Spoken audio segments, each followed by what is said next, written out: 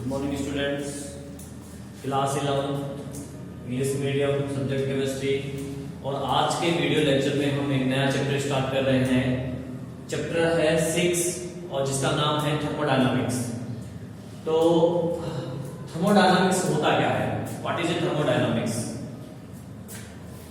Thermo means की heat से है, यहाँ पे एनर्जी से मतलब है। यहाँ पे थर्मो मीन्स की हीट। थर्मोडायनामिक्स को अपन अगर बात करें हिंदी में क्या बोलते हैं इसको? ऊष्मा गतिकी। मतलब ये हिंदी में बोला जाता है इसको ऊष्मा गतिकी, क्योंकि हिंदी से हमारी जो डेफिनेशन है वो जल्दी निकल आती है। यहां पे देखिए आप, ऊष्मा यानी कि एनर्जी, ठीक है कि नहीं, और गतिकी मतलब उसका फ्लो, ठीक है। तो थर्मोडायनामिक्स मीन्स ये है कि जो वेरियस टाइप की एनर्जीज हैं उन एनर्जी का एक फॉर्म से दूसरे रूप में, एक फॉर्म से दूसरे फॉर्म में कन्वर्ट होना, या फिर उसमें चेंजेस जो हो रहा है एनर्जी में, किसी भी सिस्टम के अंदर, किसी भी ऑब्जेक्ट के अंदर जो एनर्जी चेंजेस हो रहा है, इन सब की स्टडी अपन किस में करते हैं? थर्मोडायनामिक्स में करते हैं। यानी कि ये एक केमिस्ट्री की ब्रांच है थर्मोडायनामिक्स, ठीक है, जिसके अंदर अपन जो अलग अलग टाइप की एनर्जी होती है उनके बारे में पढ़ते हैं। अब वो एनर्जी एक रूप से दूसरे रूप में बदलती है वो पढ़ते हैं, या फिर उसमें एनर्जी में जो चेंजेस हो रहा है वो पढ़ते हैं, उनका आपस में क्या रिलेशन है ये पढ़ते हैं। ये सब स्टडी की जाएगी इसमें, थर्मोडायनामिक्स में। तो इस चैप्टर में हम इसी चीज के ऊपर डिस्कस करेंगे कि एनर्जी के बारे में, एनर्जी के जो लॉ है उनके बारे में, एनर्जी से रिलेटेड जो टॉपिक है वो थोड़ा ठीक है कि। तो सबसे पहले कुछ हम क्या करेंगे चैप्टर के स्टार्टिंग में, आज की जो वीडियो है, आज के वीडियो के अंदर आज के जो टॉपिक्स हैं उसमें हम लेंगे चैप्टर का बेसिक कॉन्सेप्ट। बेसिक मीन्स की कुछ वर्ड यहाँ पे यूज होते हैं, बार बार रिपीट होते हैं, हर टॉपिक में वो वर्ड यूज होते हैं, इसलिए उन वर्ड का मीन्स क्या है, उनकी डेफिनेशन क्या है, आज के वीडियो लेक्चर में ये बात करने वाले हैं, ताकि अगले जो टॉपिक्स पढ़ेंगे अपन तो वहां पे जब वो वर्ड आए तो हमें क्लियर रहे कि हाँ ये चीज ये है, ठीक है। तो फर्स्ट ऑफ तो देखिए क्या है सिस्टम। सिस्टम क्या होता है इसको समझिए। What is a system? System है, सिस्टम मींस की, जैसा मैंने आपसे कहा कि अपन को क्या करना है, एनर्जी का स्टडी करना है। किसका स्टडी करना है? एनर्जी का स्टडी करना है। तो सिस्टम, अब एनर्जी की स्टडी करने के लिए आपको कोई ना कोई ऑब्जेक्ट सिलेक्ट करना पड़ेगा। भाई आपको एनर्जी स्टडी करनी है, अब किसकी एनर्जी स्टडी करनी है? किसकी एनर्जी स्टडी करनी है? तो आपको कोई ऑब्जेक्ट सिलेक्ट करना पड़ेगा। ऑब्जेक्ट सिलेक्ट करना पड़ेगा तो वो ऑब्जेक्ट ही क्या हो गया आपका? वो ऑब्जेक्ट ही सिस्टम हो गया। सपोज क्या आपको इस थर्मस की, थर्मस है ना ये बोतल ही है, सिंपल बोतल है, कॉपर वाटर नहीं, अंदर थर्मस टाइप का है या नहीं? सिंपल बोतल है, सिंपल बोतल है। हाँ, तो जैसे मान लीजिए कि आपको इस बोतल की एनर्जी की स्टडी करनी है, इसके अंदर जो भी कंपाउंड है, जो भी मैटर भरा हुआ है या XYZ, इसको आपने स्टडी के लिए सिलेक्ट किया है। इसकी एनर्जी की स्टडी करने के लिए आपने इसको क्या किया है? सिलेक्ट किया है। इट मींस ये सिस्टम हो गया। ये क्या हो गया? सिस्टम हो गया, ठीक है कि नहीं? आई बात समझ लो। जैसे फॉर एग्जांपल मान लीजिए आपको किसी रूम की स्टडी करनी है, रूम की एनर्जी की स्टडी करनी है, तो रूम क्या हो गया? सिस्टम हो गया, ठीक है। कुकर होता है खाना बनाने का, उस कुकर की एनर्जी की स्टडी करनी है, इट मींस कुकर क्या हो गया? सिस्टम हो गया। चाय का कप है, उसकी एनर्जी की स्टडी करनी है, चाय का कप क्या हो गया? सिस्टम हो गया। तो ये चीज क्लियर है आपको कि what is a system? System एक सिस्टम जो है जिसको हम एनर्जी की स्टडी के लिए सिलेक्ट करते हैं वो सिस्टम होता है, ठीक है नहीं? नेक्स्ट हमारा है सराउंडिंग्स। तो सिस्टम के अलावा है, सिस्टम के अलावा बाकी जो भी बचा है सब कुछ वो सराउंडिंग हो गया। आपने बोतल सेलेक्ट की स्टडी करने के लिए, तो बोतल क्या हो गई? सिस्टम हो गई। अब इस बोतल को छोड़ दीजिए, इस बोतल को छोड़ दीजिए, इसके अलावा बाकी सब, पूरा यूनिवर्स, बोतल के अलावा पूरा जो भी है बचा हुआ, वो सब किस में आता है? सराउंडिंग में आता है, ठीक है कि नहीं? क्लियर? तो यूनिवर्स क्या हो गया फिर? अगर मैं आपसे पूछूं यूनिवर्स क्या हो गया, तो यूनिवर्स हो गया सिस्टम प्लस सराउंडिंग। यानी कि यूनिवर्स क्या हो गया आपका? System plus surrounding.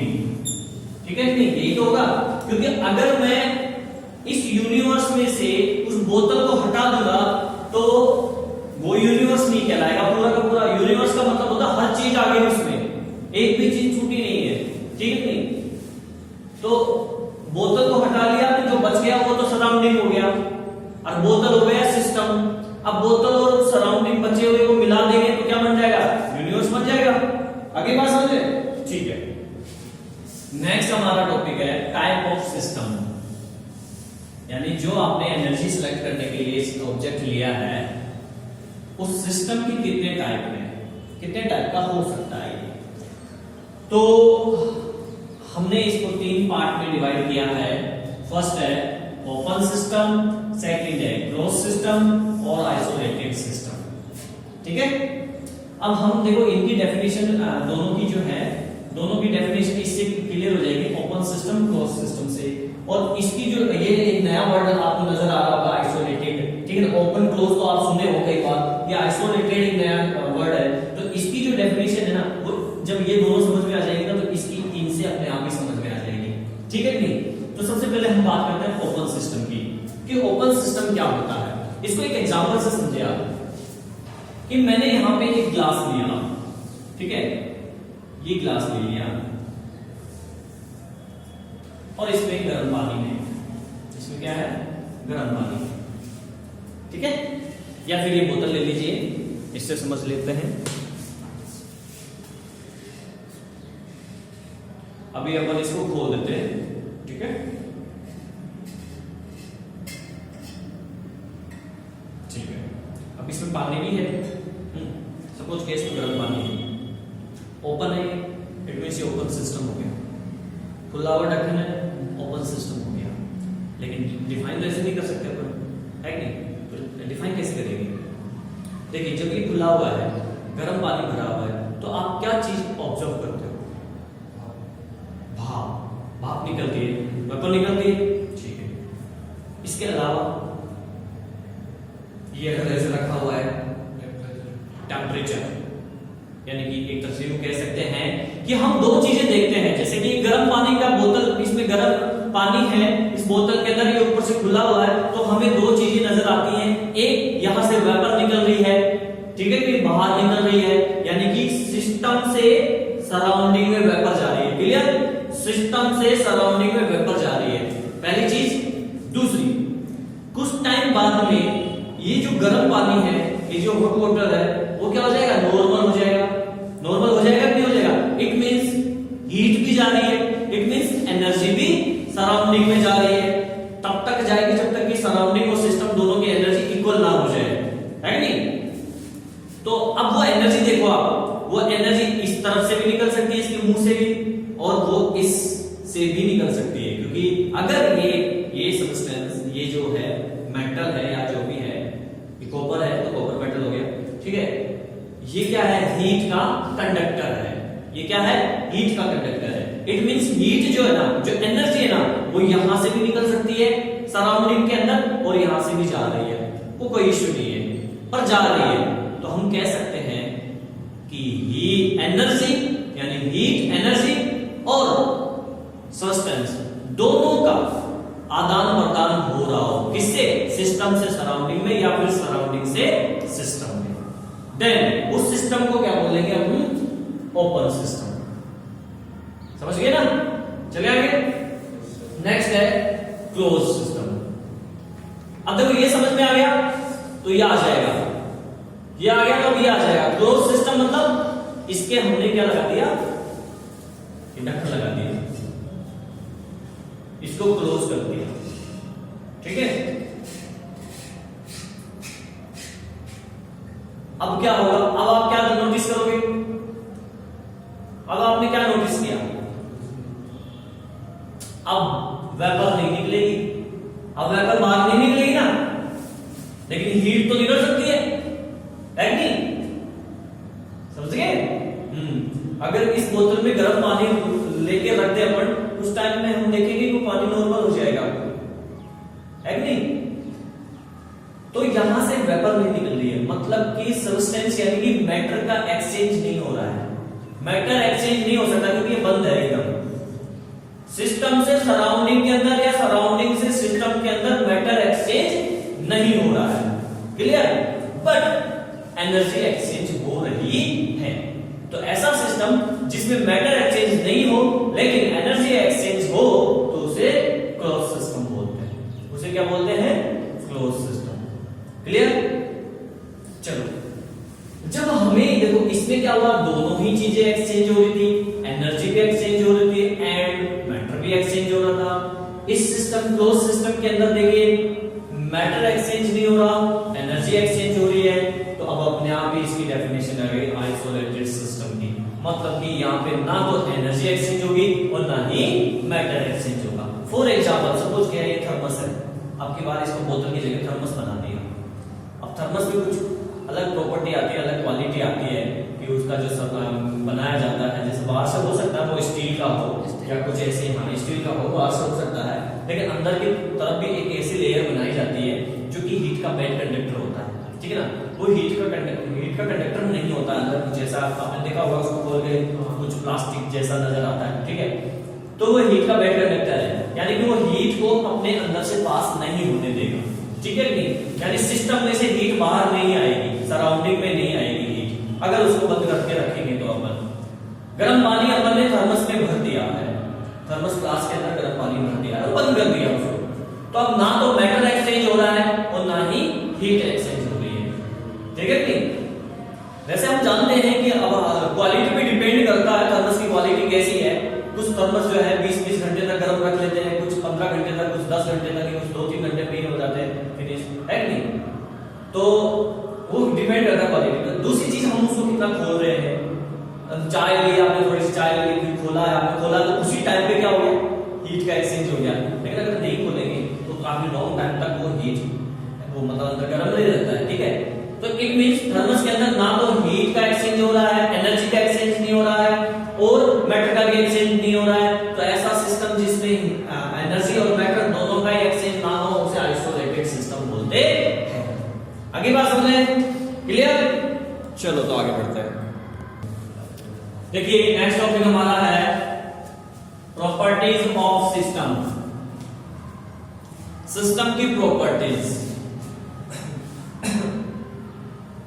तो सिस्टम की प्रॉपर्टीज को दो पार्ट में डिवाइड किया गया है। फर्स्ट पार्ट है एक्सटेंसिव प्रॉपर्टीज।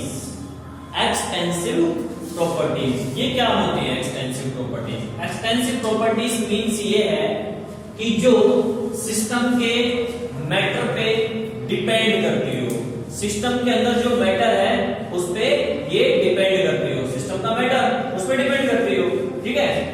आएगा समझे।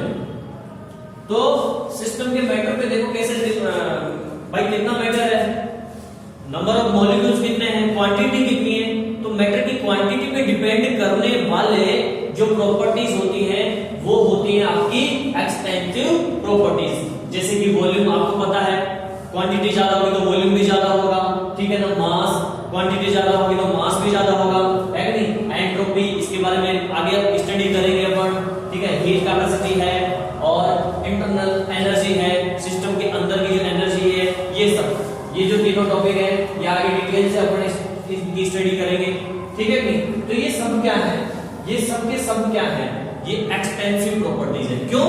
क्योंकि ये सिस्टम के मैटर की क्वांटिटी पे डिपेंड करती है। और सेकेंड पार्ट है इंटेंसिव प्रॉपर्टीज।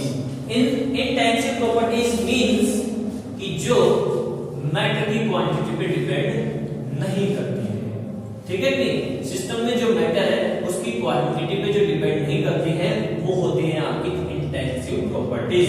जैसे कि प्रेशर, टेम्परेचर, डेंसिटी। अब देखो इसमें एक एग्जांपल से समझते हैं, आगे भी है देखो, सरफेस टेंशन है, विस्कोसिटी है। अब सुनो, जैसे टेम्परेचर है, एक गिलास में पानी है, ठीक है ना, और एक बाल्टी में भरा हुआ पानी है। एक गिलास में रखा हुआ है पानी कमरे में और एक बाल्टी में रखा हुआ है, ठीक है।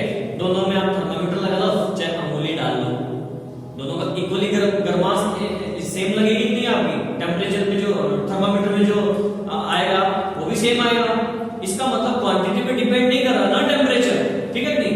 प्रेशर भी डिपेंड नहीं करता है और डिपेंड नहीं करती है। उस गिलास में जो पानी है उसकी जो डेंसिटी है वही बाल्टी वाले पानी की डेंसिटी होगी, ठीक है नहीं। विस्कोसिटी हुआ जैसे बहने का प्रॉपर्टी। अब ये तो है नहीं कि ज्यादा पानी उसकी विस्कोसिटी ज्यादा होगी या कम होगी, या कम पानी की कम ज्यादा, ऐसा कुछ नहीं होता। विस्कोसिटी जो है सब्सटेंस के नेचर पर डिपेंड करती है कि नहीं, तो वो नेचर के अकॉर्डिंग होती है, ना कि मैटर की क्वांटिटी पे डिपेंड करती है। तो ऐसी प्रॉपर्टी जो मैटर की क्वांटिटी पे डिपेंड नहीं करती है उनको इंटेंसिव प्रॉपर्टीज कहते हैं, और जो डिपेंड करती है उनको एक्सटेंसिव प्रॉपर्टीज बोलते हैं। आई बात समझ रहे? और यहाँ पे जो वर्ड यूज हुए हैं entropy, heat capacity, internal energy, इनकी बात हम नेक्स्ट वीडियो में करेंगे आगे आने वाले टॉपिक्स में।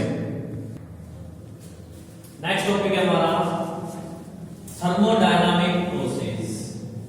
थर्मोडायनामिक प्रोसेस यानी कि ये कुछ प्रोसेस है जिनके थ्रू जो है हीट में चेंजेस होता है, या सिस्टम की हीट में चेंजेस होता है, यूं कह सकते हैं, या यूं कह सकते हैं कि सिस्टम के प्रोसेस है जिसके थ्रू जो है सिस्टम जो है इनिशियल और फाइनल स्टेज में पहुंचता है। इनिशियल से फाइनल स्टेज में सिस्टम जो जाता है जिस प्रोसेस के थ्रू, उसे आप बोल सकते हो थर्मोडायनामिक प्रोसेस, ठीक है।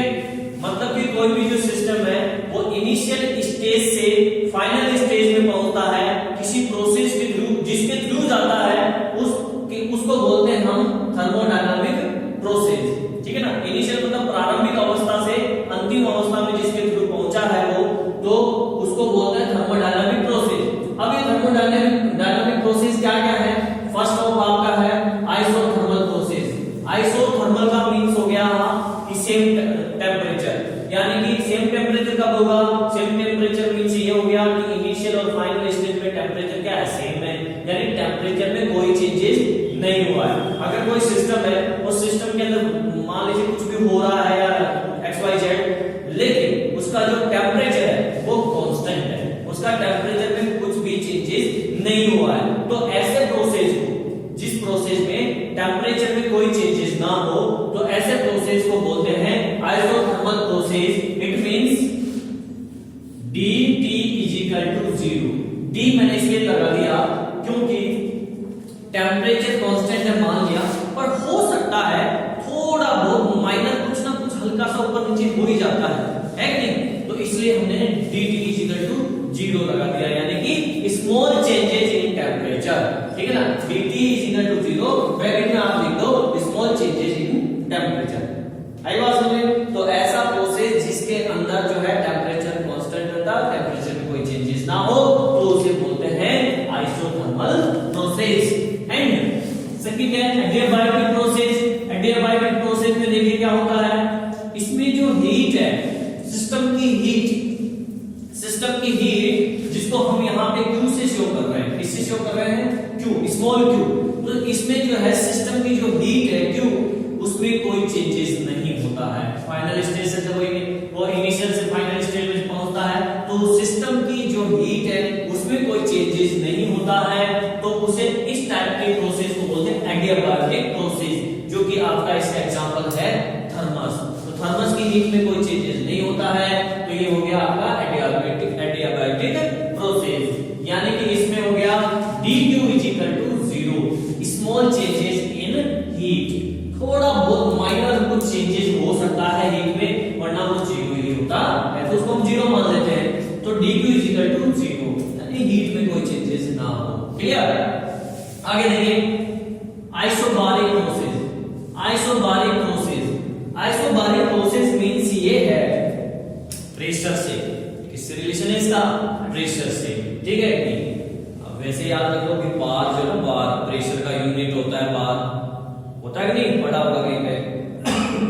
तो बार प्रेशर का यूनिट होता है, ये आइसोबारिक है, तो इसमें बार आ रहा है ना, इससे आप आइसो का मतलब होता है सेम, समान, ठीक है ना।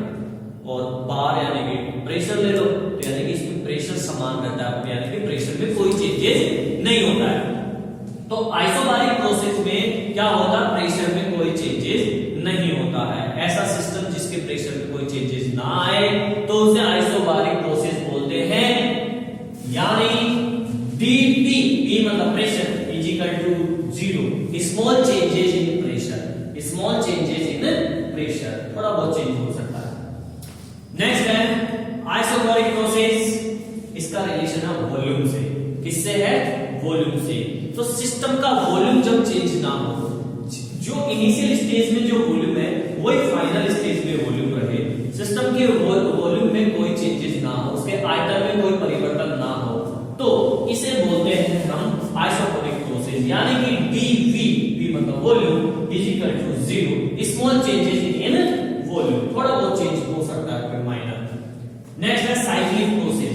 जैसा कि आपको पता है साइक्लिक मींस कि वापस से वहीं पे जहां पहुंचे वहीं पे वापस आ जाए, ठीक है कि यानी यहां से स्टार्ट किया, इनिशियल स्टेज से अपने कोई सिस्टम में प्रोसेस स्टार्ट किया और स्टार्ट करते हुए उसमें चेंजेस हुए कोई दिक्कत नहीं, कम ज्यादा होते होते वापस से हम जब यहां पहुंचे फाइनल स्टेज पे, तो जो इनिशियल स्टेज में जो भी कंडीशंस थी, जो भी टेंपरेचर था, जो भी प्रेशर था, जो भी हीट थी, XYZ इंटरनल एनर्जी, वो सब फाइनल स्टेज में भी वही है, मतलब उनमें कोई चेंजेस नहीं हुआ है।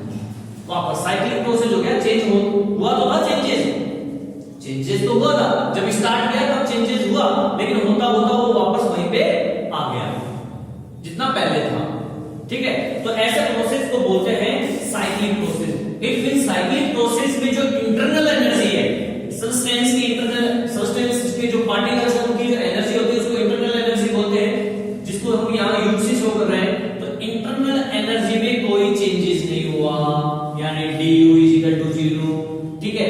और एंथैल्पी के बारे में आगे डिस्कस करेंगे।